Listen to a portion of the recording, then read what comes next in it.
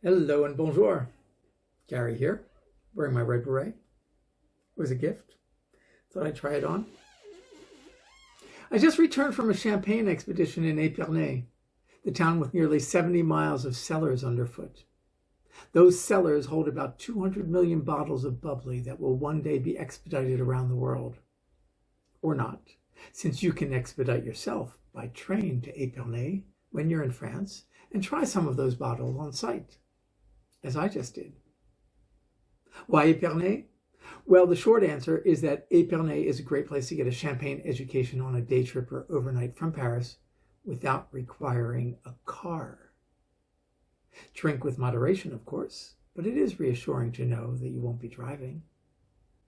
For the longer answer and lots of travel tips and recommendations, read the article on France Revisited. The heart of your visit to Epernay will be a stroll along Avenue de Champagne, Champagne Avenue. There and elsewhere in town, producers give cellar tours or have tasting rooms, so you should visit a few to get a sense of how champagne is made and, more importantly, the variety of champagnes available. For a demonstration of the kind of champagne education available in Epernay, I visited, among others, Boizel, one of the champagne houses along Champagne Avenue.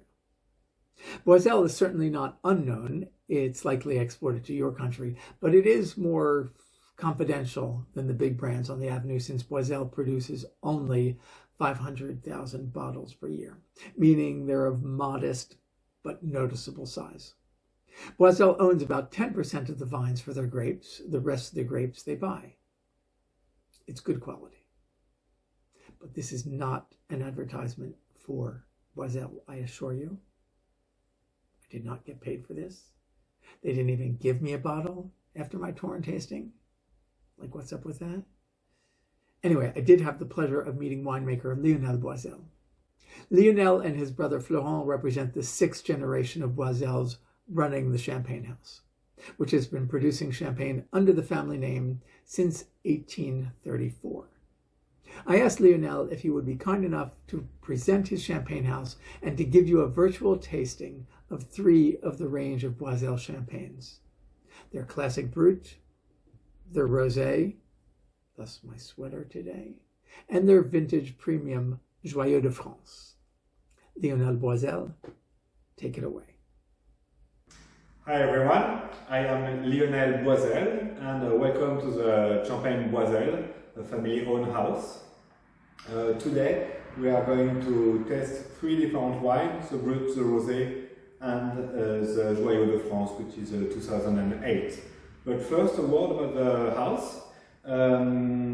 Our house has been created by my grandfather in 1834. I am the sixth generation and I run the company with my brother Florent.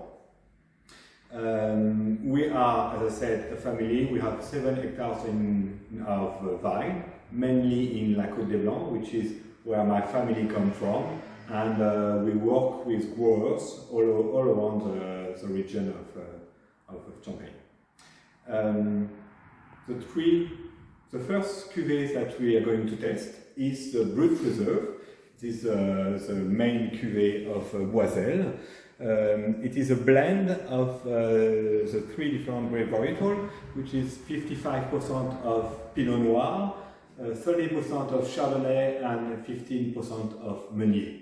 The idea between this blend is to have balance between a fresh start, very dynamic, but not just a freshness, also some roundness and some fruit and longness in the mouth. All the cuvée of Boizel is made 100% first press, the cuvée, and we keep them at least 3 years on the yeast, so it has time to age a little bit and to bring thinner bubbles, very dynamic and elegant, and also some roundness into the blend. The second champagne that we tested today is the rosé, as you can see.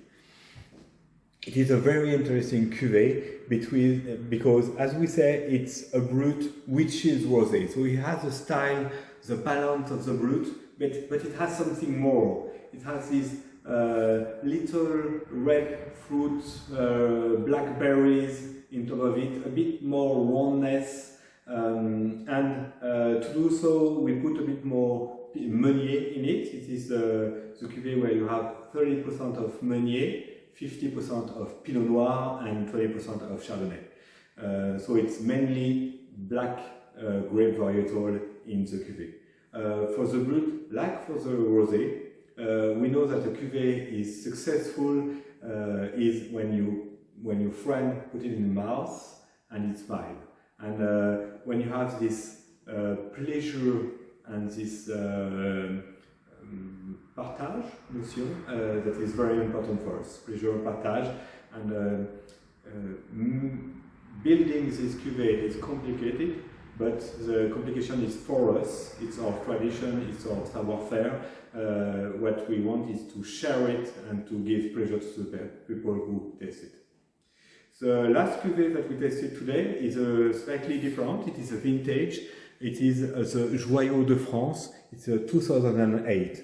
2008 was a gorgeous year with lots of structure, lots of richness. And we do Joyau de France only when we have these very special grapes with the aromatic potential and the aging potential. And now that it's been a bit more than 13 years old, this blend of 60% of Grand Cru and Premier Cru Pinot Noir and 40% of Grand Cru and Premier Cru of Chardonnay, it's a very generous wine. It's a wine that you can bring at the table, you can have a meal with it, and it's rich, it's powerful, and also very elegant. I will be happy to share this wine with you in the US, but also on the Avenue Champagne at Epernay. You can come and visit us. It will be my pleasure to welcome you. Thank you, Lionel. My pleasure.